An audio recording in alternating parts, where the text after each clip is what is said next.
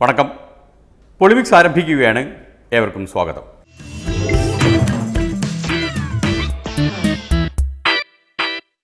കാര്യപരിപാടികൾ ആരംഭിക്കുന്നത് ഗോപൂജയോടെയാണ്.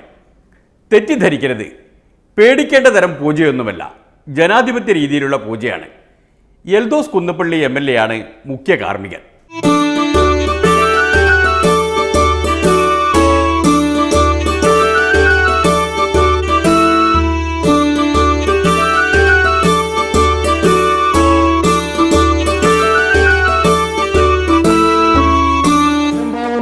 മണ്ഡലത്തിലെ സുന്ദരി കിടാരിമാരിതാ കടന്നു വന്നുകൊണ്ടിരിക്കുകയാണ്. ആ സുന്ദരി കിടാരിമാരുടെ ഓർഡർമാരെല്ലാവരും അതാത് ഭാഗത്ത് രജിസ്റ്റർ ചെയ്ത് അവിടെ തന്നെ നിൽക്കണം.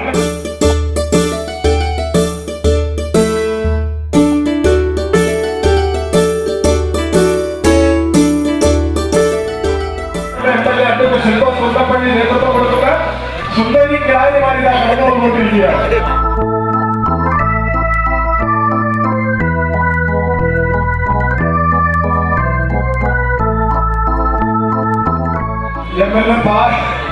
കുപ്പിപ്പാട് കൊടുത്തുകൊണ്ടിരിക്കുകയാണ്.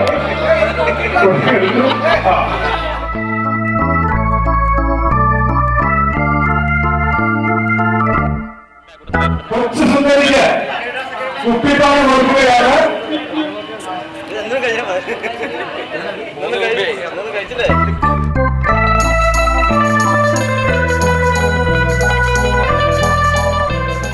കുപ്പിപ്പാട്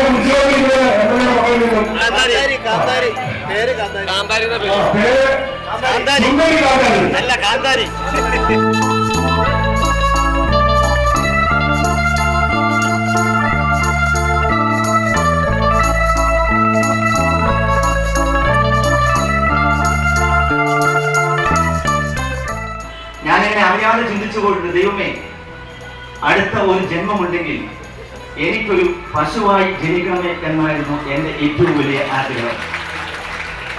നിങ്ങളും ചിന്തിച്ച്, പശുവാണെങ്കിൽ തൊഴുത്തുണ്ടാക്കണ്ട, നമ്മുടെ യജമാനൻ നമുക്ക് തൊഴുത്തുണ്ടാക്കി തരും. ഈ തൊഴുത്തിൽ നിന്നാൽ മതി, പുല്ലു വെട്ടി കൊണ്ടിട്ട് തരും. കാലിത്തീറ്റ ഏറ്റവും വില കൂടിയത് കൊണ്ടുപോയി കുഴച്ചു തരും. മാത്രമല്ല, ഇപ്പൊ മിക്ക തൊഴുത്തിലും നല്ല ഫാൻ വെച്ചിട്ടുണ്ട്, കൊതുക് കടിക്കാതിരിക്കാൻ വേണ്ടി. രാവിലെ എണീറ്റാൽ അപ്പി അവിടെ ഇട്ടാൽ മതി. ഒരു പശുക്കിടാവ് വീട്ടിലുണ്ടെങ്കിൽ ഒരുപാട് ഗുണങ്ങളുണ്ടെന്നാണ് കവി കൂടിയായി കന്നി MLA പറയുന്നത്. ഒരു വക്കീലിന്റെ പണിയും പള്ളിയിലച്ചന്റെ പണിയും എല്ലാം പശുക്കിടാവ് എടുക്കും. ഇപ്പൊ പല കുടുംബങ്ങളിൽ വലിയ കലഹമുണ്ട്. ഏതെങ്കിലും ഡൈവോഴ്സ് കേസ് വരുന്നുണ്ടെങ്കിൽ, ഭാര്യയും ഭർത്താവും തമ്മിൽ വഴക്കാണെങ്കിൽ, ആ വീട്ടിലേക്ക് ഒരു പശുക്കിടാവിനെ വാങ്ങിക്കൊടുത്താൽ ഒരു മാസം കൊണ്ട് അവിടുത്തെ കലഹം അവസാനിക്കും. സംശയമുണ്ടെങ്കിൽ പരീക്ഷിച്ചോ. എന്താ കാരണം? ഭർത്താവ് വന്ന് വീട്ടിൽ ബഹളം വെച്ചാൽ ഭാര്യ ഈ പശുക്കിടാവുമായി പുറത്തേക്ക് ഇറങ്ങി പോകും. അതിനോട് പോയി സംസാരിക്കും, അത് തീറ്റ കൊടുക്കാൻ പോകും, ആ വിഷയമോട് തീരും. എന്നാൽ എല്ലാ നാട്ടിലും ഈ കാര്യങ്ങൾ നടക്കുന്നത് എൽദോസിന്റെ വീട്ടിലേതുപോലെയല്ല എന്ന അഭിപ്രായക്കാരുമുണ്ട്. ഇവിടെ ഇങ്ങനെയാ. ഞങ്ങളുടെ നാട്ടിലൊരു നന്നായിട്ട് രാവിലെ മേടിച്ചു വിട്ടിട്ടുണ്ടെങ്കിൽ പെണ്ണുള്ള വഴക്കുണ്ടാക്കി കഴിഞ്ഞാൽ അതിനെ നേരെ പിടിച്ച് അവിടെ കൊണ്ടുപോകും. വൈകുന്നേരം അടിച്ച് സെറ്റായി പുള്ളി കൂടി കയറി വരും. അതിന് വിറ്റേച്ച് അംസൈക്ക കൊണ്ടേ കത്തി വരും, അർത്ഥം കൊടുക്കും. അതേ ഒന്നും അവിടെ കേട്ടിട്ടുള്ളൂ. പക്ഷെ നമ്മളിവിടെ പെരുമ്പാവൂര് ഇതുപോലെ ഒരു പശു സ്നേഹത്തിന് വേണ്ടിയിട്ട് ഈ നടത്തുന്ന പരിപാടിക്ക് എൻ്റെ എല്ലാ ഐക്യദാർഢ്യം, ഇങ്ങനെയുള്ള നല്ല പരിപാടിയിൽ എല്ലാവരും പങ്കുചേരണം. ഇങ്ങനെ പലവിധം ആഘോഷങ്ങളിലൂടെ കേരള നവോത്ഥാനം നാൾക്കുനാൾ തിടം വെച്ച് വരികയാണ്. അതിൻ്റെ പൂർണ്ണ അവസ്ഥ അറിയണമെങ്കിൽ KPCC ഓഫീസിലൊന്ന് കയറി നോക്കണം.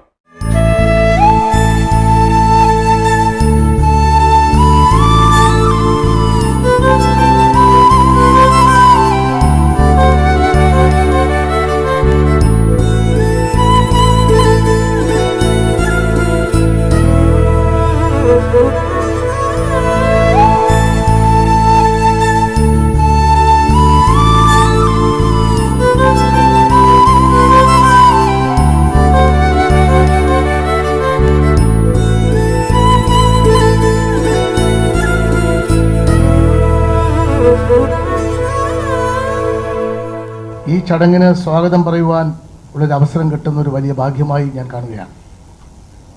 ചട്ടമ്പി സ്വാമികളുടെ 163ാമത് ജന്മജയന്തിയുമായി ബന്ധപ്പെട്ട് കേരള പ്രദേശ് കോൺഗ്രസ് കമ്മിറ്റി എനിക്ക് തോന്നുന്നു ആദ്യമായിട്ടാണ് ചട്ടമ്പി സ്വാമികളുടെ ഈ ജന്മജയന്തി ആഘോഷ പരിപാടികൾ ഏറ്റെടുത്ത് നടത്തുവാൻ നമ്മൾ തീരുമാനിച്ച് മുന്നോട്ട് പോകുന്നത്. KPCCയുടെ കണ്ടാലറിയാവുന്ന ജനറൽ സെക്രട്ടറിമാരിൽ ഒരാളായ ശരത്ചന്ദ്ര പ്രസാദിനെ ചട്ടമ്പി സ്വാമികളുടെ പേരിൽ പുളകം കൊള്ളാൻ ഒരുപാട് കാരണങ്ങളുണ്ട്. ഞാനൊരു സ്കൂൾ വിദ്യാർത്ഥിയായിരിക്കുമ്പോൾ സ്ഥിരമായി എൻ്റെ രക്ഷകർത്താക്കളോടൊപ്പം പത്മനാഭസ്വാമി ക്ഷേത്രത്തിൽ പോകുന്നയാളാണ്. പത്മനാഭസ്വാമി ക്ഷേത്രത്തിൻ്റെ കിഴക്കേ നടയിലിറങ്ങിയാൽ നേരെ അവർ എന്നെ കൊണ്ടുപോകുന്നത്, ഞങ്ങൾ പോകുന്നത് അഭേദാനന്ദ ആശ്രമത്തിൽ ചട്ടമ്പി സ്വാമികളുടെ പ്രതിമ നിൽക്കുന്ന സ്ഥലത്താണ്. അങ്ങനെ ഒരു ബന്ധം, ഒരു ആത്മാവിന് അല്ലെങ്കിൽ മനസ്സിലുള്ള ഒരു ബന്ധം ചട്ടമ്പി സ്വാമികളുമായി എൻ്റെ കുടുംബത്തിൽ ഞങ്ങൾക്ക് എല്ലാവർക്കും ഉണ്ട് എന്നുള്ളതാണ്. KSUവിൻ്റെ പഴയ ചട്ടമ്പിയായ ശരത്ചന്ദ്ര പ്രസാദിന് ഒരു കാര്യത്തിൽ വിഷമമുണ്ട്. ചട്ടമ്പി സ്വാമികൾ ഒരുപക്ഷെ ഇപ്പോൾ തിരുവനന്തപുരം, കൊല്ലം അല്ലെങ്കിൽ തെക്കൻ കേരളത്തിൻ്റെ ആളുകളുടെ മാത്രം സമ്പത്തായി വികാരമായിട്ടാണ് നിൽക്കുന്നത്. അങ്ങനെയല്ല യഥാർത്ഥത്തിൽ. ചട്ടമ്പി സ്വാമികളും ശ്രീനാരായണ ഗുരുദേവനും നവോത്ഥാന നായകന്മായി കേരളത്തെമ്പാടും ഒരുപാട് മാറ്റങ്ങൾ കുറിച്ച ആളുകളാണ്. ഏറ്റവും ഒടുവിലായി കണ്ണമ്മൂലയിലെ അദ്ദേഹത്തിൻ്റെ ജന്മഗൃഹം സംരക്ഷിക്കുവാൻ വേണ്ടിയുള്ള സമരങ്ങളിൽ താലൂക്ക് NSS യൂണിയനോടൊപ്പം ഇവിടെ ഇരിക്കുന്ന പലരോടുമൊപ്പം ആ സമരങ്ങളിൽ പങ്കെടുക്കുവാനുള്ള ഭാഗ്യവും കണ്ണമ്മൂലയും പേട്ടയും തമ്മിലുള്ള ഒരു ബന്ധം, ആ സമരങ്ങളിൽ പങ്കെടുക്കുവാനുള്ള ഭാഗ്യം എനിക്ക് ലഭിച്ചിട്ടുണ്ട്. അതുമാത്രമല്ല, NSS നേതാക്കളെ ഉടലോടെ KPCC ഓഫീസിൽ എത്തിച്ചതിന് പിന്നിലും ശരത്തുണ്ട് എന്നാണ് പൊളിറ്റിക്സിന് മനസ്സിലായത്. KPCC ഭാരവാഹികൾ, NSSൻ്റെ താലൂക്ക് യൂണിയൻ ഭാരവാഹികൾ, ആറ്റുകാൽ ട്രസ്റ്റിൻ്റെ പ്രസിഡന്റ് അടക്കമുള്ള ഭാരവാഹികൾ, ഒരുപക്ഷെ അദ്ദേഹത്തിൻ്റെ ചില കുടുംബാംഗങ്ങളും വരും എന്ന് പറഞ്ഞിട്ടുണ്ട്. എല്ലാവരെയും ഇവിടെ ഇരിക്കുന്ന DCC ഭാരവാഹികൾ, കോൺഗ്രസിൻ്റെ നേതാക്കന്മാർ, മഹിളാ കോൺഗ്രസ്, യൂത്ത് കോൺഗ്രസ്, KSU, നമ്മുടെ കൗൺസിലർമാർ അടക്കം മുഴുവൻ ആളുകളെയും ആത്മാർത്ഥമായി കേരള പ്രദേശ് കോൺഗ്രസ് കമ്മിറ്റിക്ക് വേണ്ടി വേദിയിലേക്ക് സ്വാഗതം ചെയ്തുകൊണ്ട് എൻ്റെ വാക്കുകൾ അവസാനിപ്പിക്കുന്നു. കണ്ടില്ലേ, KPCCയുടെയും DCCയുടെയും ഭാരവാഹികൾക്കൊപ്പം NSS താലൂക്ക് യൂണിയൻ്റെ ഭാരവാഹികൾ. ഇതാണ് നവോത്ഥാനം കൊണ്ടുള്ള ഗുണം. ഒന്നോർത്താൽ ഇതൊരു പുതിയ ബന്ധമൊന്നുമല്ല കേട്ടോ. പണ്ട് കുമ്പളത്ത് ശങ്കുപിള്ള KPCC പ്രസിഡന്റായിരിക്കുന്ന കാലം തൊട്ടുള്ള ബന്ധമാണ്. അക്കാലത്ത് ക്ഷേത്രപ്രവേശനം നിഷേധിക്കപ്പെട്ടിരുന്ന കാലത്ത് തൻ്റെ മേഖലയിൽ ക്ഷേത്രപ്രവേശനത്തിന് കള ഒരുക്കിയ നേതാവായിരുന്നു കുമ്പളത്ത് ശങ്കുപിള്ള. അദ്ദേഹത്തെ പോലെ ആജ്ഞാശക്തിയുള്ളവർ, അദ്ദേഹത്തെ പോലെ നിശ്ചയദാർഢ്യമുള്ള നേതൃത്വം ആ കാലത്ത് രാഷ്ട്രീയ പ്രവർത്തനത്തോടൊപ്പം തന്നെ സാമൂഹ്യ മാറ്റങ്ങൾക്ക് വേണ്ടി ശക്തമായ നിലപാട് സ്വീകരിച്ചവരാണ്. അദ്ദേഹത്തിൻ്റെ ക്ഷണം സ്വീകരിച്ചാണ് സ്വാമികൾ പത്മനയിലെത്തി താമസിച്ചു. സത്യം പറഞ്ഞാൽ ഇതൊന്നുമല്ല കോൺഗ്രസ് നേതാക്കളെ ചട്ടമ്പി സ്വാമികളോട് അടുപ്പിക്കുന്നത്. പ്രകൃതിയിലുള്ള എല്ലാത്തിൻ്റെയും മനസ്സ് വായിക്കാൻ കഴിഞ്ഞുകൊണ്ട് അതിനനുസരിച്ചുള്ള പ്രവർത്തന സംഹിത രൂപപ്പെടുത്തുവാൻ ആഗ്രഹിച്ച ചട്ടമ്പി സ്വാമികളുടെ പ്രസക്തി ഇന്ന് ഏത് കാലഘട്ടത്തെക്കാളും വലുതാണ്. അദ്ദേഹത്തെ കടിക്കാൻ വന്ന സർപ്പത്തെ അദ്ദേഹം കയ്യിലെടുത്ത് ചുംബനം നൽകിയത് ചരിത്രത്തിന്റെ ഭാഗമാണ്. അങ്ങനെ ഒരു സിദ്ധിവിശേഷം ഇക്കാലത്ത് കോൺഗ്രസിനുള്ളിൽ ജീവിച്ചു പോകണമെങ്കിൽ അത്യാവശ്യമാണല്ലോ. ആയതിനാൽ കോൺഗ്രസ് നേതാക്കളെ ചട്ടമ്പി സ്വാമികൾ അനുഗ്രഹിക്കട്ടെ എന്ന് ആത്മാർത്ഥമായി പ്രാർത്ഥിച്ചുകൊള്ളുന്നു.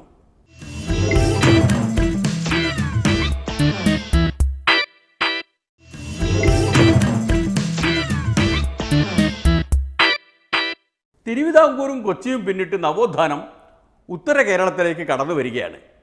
ഭക്തജനങ്ങൾ റോഡിന് ഇരുവശത്തേക്കുമായി മാറി നിന്നു കൊടുക്കണം.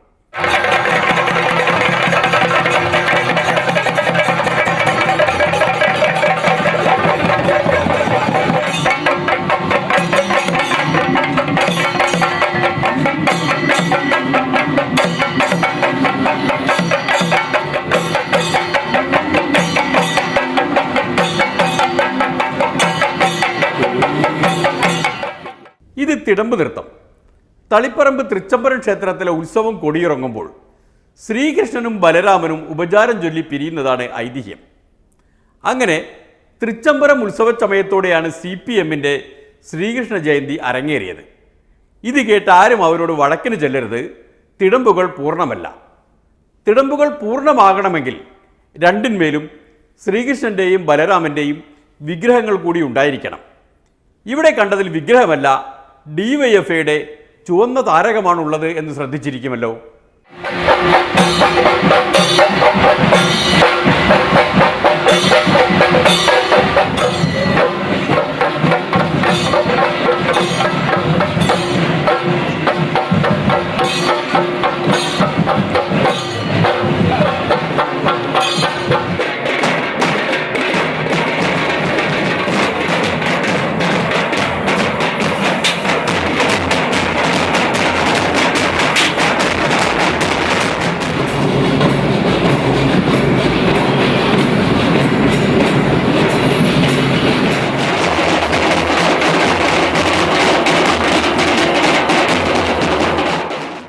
ഇത്ര നന്നായി ശ്രീകൃഷ്ണ ജയന്തി ആഘോഷിച്ചിട്ടും പലരും പാർട്ടിയെ ചോദ്യം ചെയ്യുകയാണ്. കഴിഞ്ഞ ദിവസം ഒരു മാധ്യമ സുഹൃത്ത് എന്നോട് ചോദിച്ചു, നിങ്ങൾ മതേതര ശ്രീകൃഷ്ണ ജയന്തി ഘോഷയാത്രയാണോ നടത്തുന്നത്? ഞാൻ പറഞ്ഞു, ഞങ്ങൾ ശ്രീകൃഷ്ണ ജയന്തി ഘോഷയാത്രയൊന്നും നടത്തുന്നില്ല. ശ്രീകൃഷ്ണ ജയന്തിയിൽ വിശ്വാസമുള്ളവർ അവരമ്പലത്തിൽ പോകും, ക്ഷേത്രത്തിൽ പോകും. ഇന്ന് കാലത്ത് ശ്രീകൃഷ്ണ ക്ഷേത്രങ്ങളിലൊക്കെ പ്രത്യേക പൂജയുണ്ട്, വിശ്വാസികൾ അവിടെ പോകും. പക്ഷെ നമ്മുടെ തെരുവുകളിൽ ഭക്തിയുടെയും വിശ്വാസത്തിന്റെയും പേരിൽ കുഞ്ഞുങ്ങളെയും സ്ത്രീകളെയും അടക്കം വഴിതെറ്റിക്കുന്ന പരിശ്രമത്തിനെതിരായിട്ടാണ് ഈ ഘോഷയാത്ര. പിടികിട്ടിയില്ലേ? ഘോഷയാത്ര നടത്തി വഴിതെറ്റിക്കുന്നതിനെതിരെ ഘോഷയാത്ര നടത്തുന്നതിന്റെ യുക്തി പിടികിട്ടിയില്ലേ? നമ്മുടെ സമൂഹത്തിൽ മതപരമായിട്ടുള്ള സംഘർഷം ഉണ്ടാക്കാൻ, മതഭ്രാന്ത് പടർത്താൻ, നാടിന്റെ സമാധാനം തകർക്കാൻ, ജനാധിപത്യ വ്യവസ്ഥക്ക് യോജിക്കാത്ത നിലയിൽ പ്രവർത്തിക്കുന്ന ചില മതഭ്രാന്ത ശക്തികൾ ജനങ്ങളെ വഴിതെറ്റിക്കാൻ ശ്രമിക്കുമ്പോൾ ജനങ്ങൾക്ക് മഹത്തായ ഒരു സന്ദേശം കൊടുക്കണം. ഇതാണ് ശരിയായിട്ടുള്ള വഴി. ആ വഴിയാണ് ഈ വഴി, ഇടതുവശത്തേക്കുള്ള വഴി. നമ്മുടെ കേരളത്തിന്റെയും രാജ്യത്തിന്റെയും ഉത്തമമായ പാരമ്പര്യത്തെ ഉയർത്തിപ്പിടിച്ചുകൊണ്ട് ശരിയായിട്ടുള്ള വഴി ഇതാണ്. ആ വഴി കാട്ടിക്കൊടുക്കുമ്പോൾ ചിലര് വഴിതെറ്റിക്കാൻ ശ്രമിക്കുക. പക്ഷെ നമ്മൾ അതുകൊണ്ടൊന്നും വഴിതെറ്റില്ല, നമ്മൾ ശരിയായ വഴിയിലേക്കാണ് പോവുക. ഏതായാലും ജയരാജേട്ടനെയും പാർട്ടിയെയും വഴിതെറ്റിച്ചു എന്ന ദുഷ്പേര് കേൾക്കാൻ താല്പര്യമില്ലാത്തതിനാൽ ഇവിടെ വിടുകയാണ്. മറ്റൊരാൾ മറ്റൊരു വഴിക്ക് വരുന്നുണ്ട്.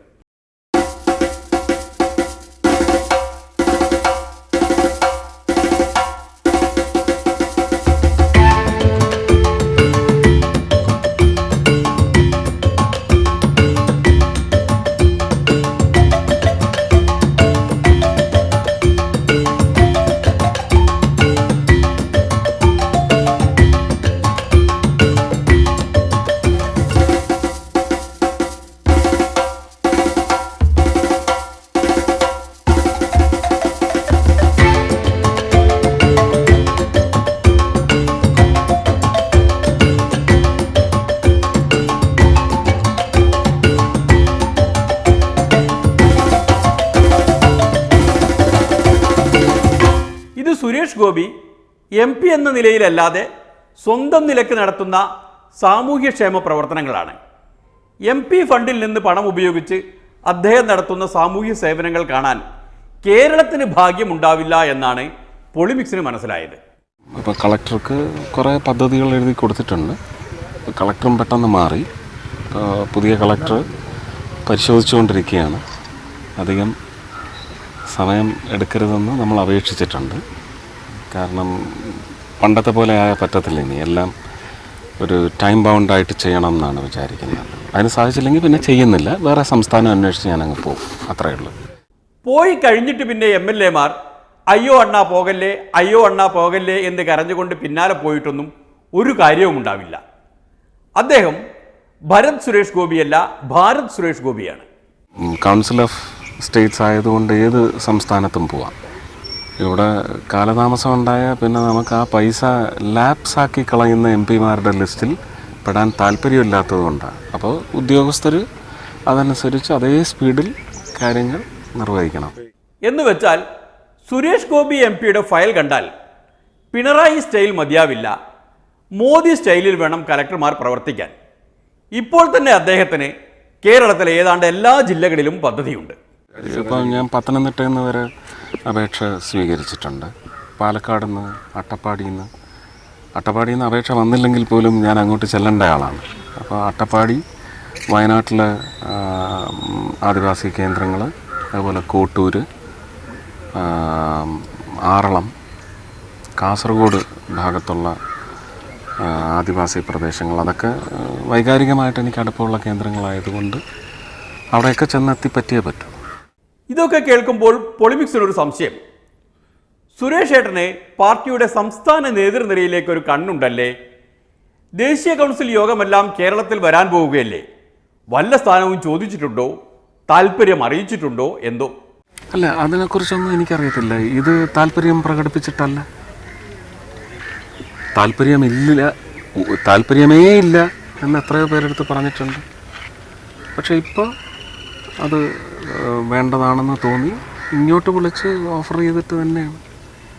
അപ്പോൾ തീരുമാനങ്ങൾ എടുക്കേണ്ടതല്ല അവിടെ നിന്നാണ്. നമുക്ക് ആ തീരുമാനത്തിലേക്ക് നയിക്കുന്ന ആഗ്രഹങ്ങളില്ല. ദേശീയ സമ്മേളനം കേരളത്തിലേക്ക് വരാൻ പോവാണ്. അപ്പോൾ കൂടുതൽ ചുമതലകൾ സുരേഷ് ഏട്ടനെ ഏൽപ്പിച്ചു കഴിഞ്ഞാൽ ഒന്നും ഞാനല്ല തീരുമാനിക്കേണ്ട. ഞാനൊന്നും കഴിഞ്ഞാൽ നോന്ന് പറയാനും പറ്റില്ലല്ലോ ഇപ്പോഴത്തെ പറ്റില്ല. എന്ത് ജോലി ഏൽപ്പിച്ചാലും അത് ചെയ്യാന്നുള്ളതാണ് എൻ്റെ. മോഹമുക്തനായ കോൺഗ്രസുകാരൻ എന്ന് ചെറിയാൻ ഫിലിപ്പിനെ പണ്ട് EMS നമ്പൂതിരിപ്പാട് വിളിച്ചിരുന്നു. മോഹമുക്തനായ ഒരു BJP-കാരനെയും കണ്ടു. സന്തോഷമായി ഗോപിയേട്ട, പൊളിമിക്സിന് സന്തോഷമായി. അവരാണ് അവർ ആളെ പിടിക്കാനായിട്ട് ഒരു ഓർഡർ കൊടുത്താൽ അവരാളെ രാത്രിയിൽ നിന്ന് പിടിക്കാന്ന്. അതിന് വേണ്ടിയിട്ട്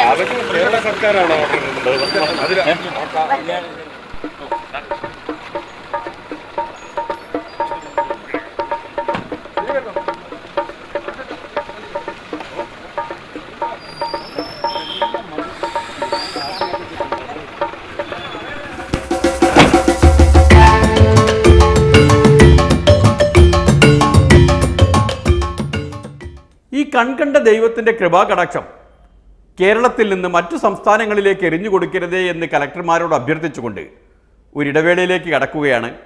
അത് കഴിഞ്ഞു വന്നാൽ മാണി നാടകമാണ്.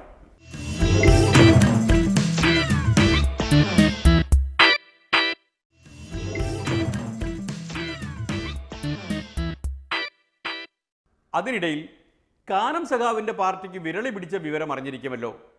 കോടിയേരി സഖാവ് ഒരു തമാശ പറഞ്ഞതാണത്രേ കാനത്തെ ചൊടിപ്പിച്ചത്. ഇതാണ് തമാശ.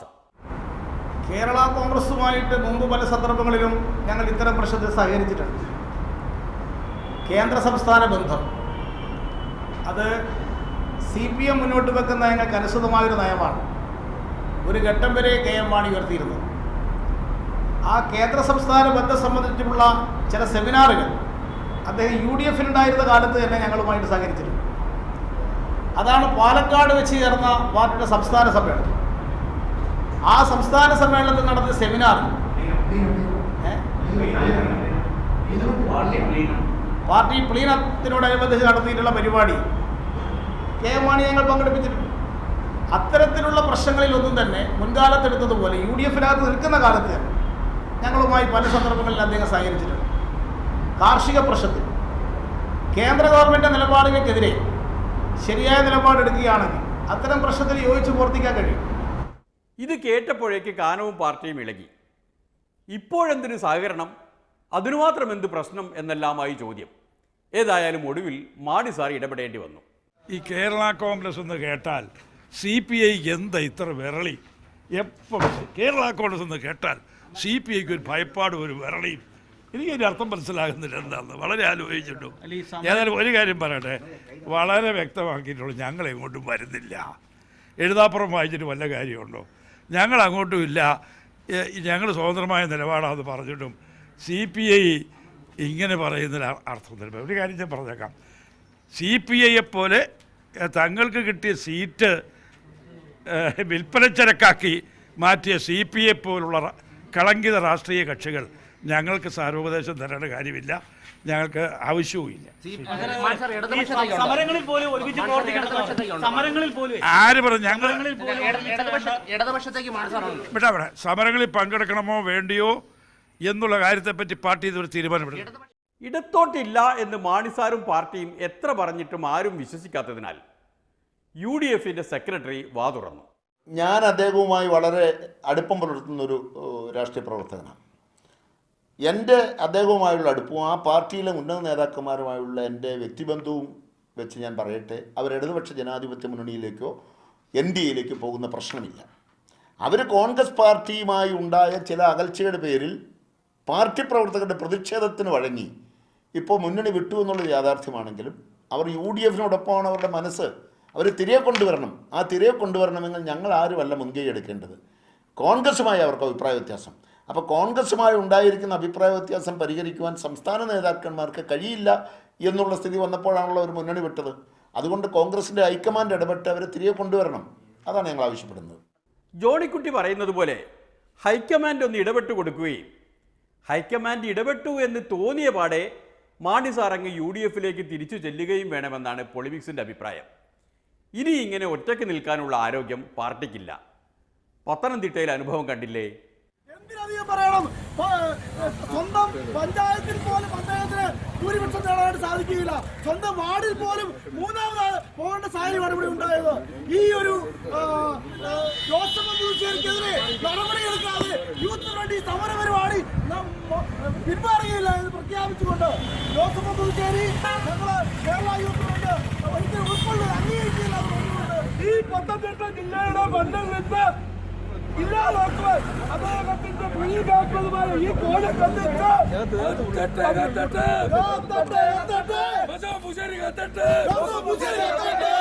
പറയുന്നതറിയാമോ?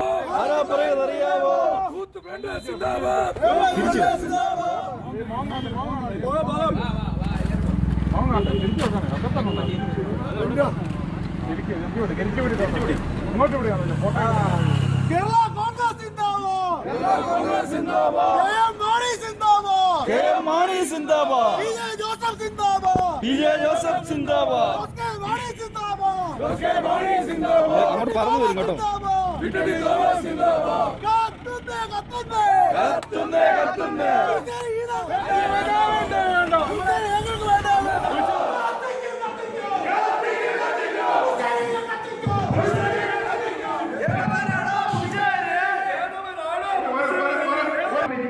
ഈ പ്രശ്നങ്ങൾക്കൊക്കെ പരിഹാരം ഉണ്ടാക്കാവുന്നതാണ്. പാർട്ടിയുടെ ജില്ലാ കമ്മിറ്റി കൂടാൻ പോവാണ്. ഇവിടെ വെള്ളം ഉണ്ടാക്കാൻ പാടില്ല. അങ്ങനെ അറ്റപ്പാടി തീരുമാനം കൂടെ നടത്തും. ജില്ലാ കമ്മിറ്റി അറിഞ്ഞിട്ടാണ് ജില്ലാ കമ്മിറ്റി ഇത് നടക്കുന്നില്ല. ജില്ലാ പ്രസിഡന്റോ ജില്ലാ കമ്മിറ്റിയോ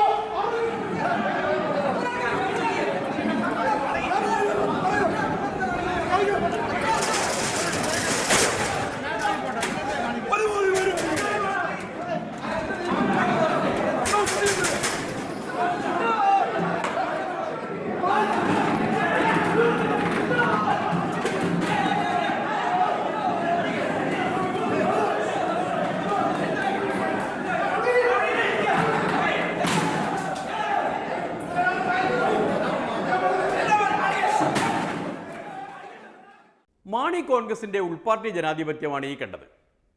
പത്തനംതിട്ട ജില്ലയിൽ, അതായത് ജോസഫ് പുതുശ്ശേരിയുടെ സ്വന്തം നാട്ടിൽ അദ്ദേഹത്തിന് ഇരിക്കപ്പൊരുതിയില്ല. ഇനിയും പിളർന്ന് വളരുന്നതിന് മുൻപ് UDFലേക്ക് തിരിച്ചു പോകണം എന്ന് മാണി സാറിനെ ഉപദേശിച്ചുകൊണ്ട് ഇന്നത്തെ പൊളിമിക്സ് ഇവിടെ അവസാനിക്കുന്നു. ഇനി കാണും വരെ നന്ദി, നമസ്കാരം.